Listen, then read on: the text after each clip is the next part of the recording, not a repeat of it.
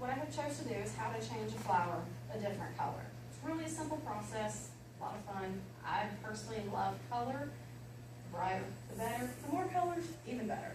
So what I have chose to do is take some daisies and turn them different colors. In the jar here, I started them last night, so you can kind of have a visual. I'm going first today, so yeah, I can start it, and by the end of the class, hopefully they'll start taking color, and y'all can really see how quickly it processes through. The longer they stay in the colored water, the more vibrant the colors become. And you're going to want to put about 20 to 30 drops of color to each one of your things. The more color, I have found the more color, the brighter it takes.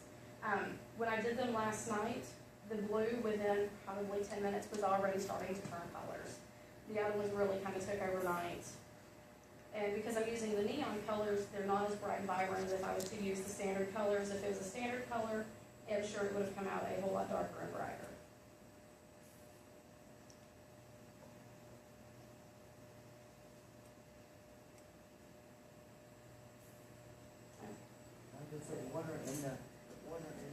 Yes, there's already, you're going to want to use warm water. I went ahead because we're in the classroom, I went ahead and filled the cups before I came in. Warm water, it tastes a little bit better.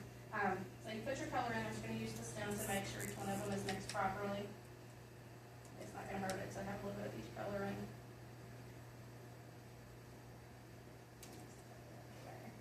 Okay, so what you do first is once you've chosen your flower, you will actually cut the stems. I'm cutting them smaller so y'all can actually see they don't tip the cups over, but if you're going to use them for a bouquet, you're going to want to use the whole stalk. Where'd you find this white one? I bought them at Walmart. Walmart also sells the colored flowers, so if you don't want to have to go through this process but want the colored flowers, you can just buy them already pre-colored. I like doing things my way, so. Yeah, it's fun to let kids start on flowers. So, when you cut your flower, even though I've just cut them straight, you're going to want to make sure that you cut each one of them at an angle. For one, it keeps the stem from sitting on the bottom of the glass flat, so it allows more color to be soaked up through it. So you cut your stem, and you stick it in your glass. And you do that for each one.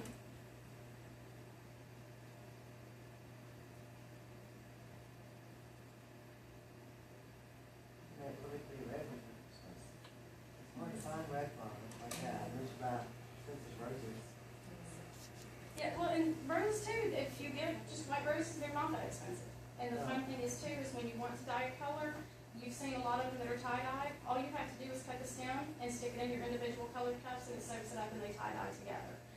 I would recommend using complementary colors. That way it does, when they do mix, they don't come out kind of funky and ugly. You use complementary colors, you got them pretty cool. You can use up to 4 colors, just a word of advice I figured out last night. When you go to cut a stem, they're not that easy to cut. I would recommend using an X-Acto knife. It'll give you a straighter cut and let you cut something, especially if you have a smaller stem, or even like the carnated daisies that have kind of a rough stem, they break pretty easy. So I would recommend using an X-Acto knife or even a sharp kitchen knife to cut your stems. But other than that, that's pretty much it. It's kind of a wait and see. Within 10 minutes, you should start seeing color take in. Within 24 hours, you should have pretty much the color that you're wanting to go with. If once you've done your color and you've reached the color you want, you can take them out of the colored thing, out of the colored water, and put them in a pitcher with fresh water, or I would recommend actually leaving them in the colored if you can find a way to separate your colors in your container. Keep them that way, it'll keep your colors fresh and vibrant. Otherwise, if you put them in clear water, as it absorbs the clear water, it's going to start fading out your colors. But that's how you dye a white flower color. Now, how long has it been since you put those flowers in? I did these at 9 o'clock last night. Like I said, the blue one within 10 minutes had already started taking on color.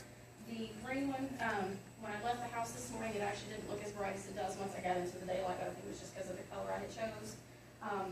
But like I said, those have been sitting in color since 9 o'clock last night. I left the house about 6:30 this morning, so overnight, and they were taking color. But like I said, I'm going to set these aside so y'all can see them by the end of the class. Hopefully they'll start taking on the colors, and y'all can see kind of the process of what it does.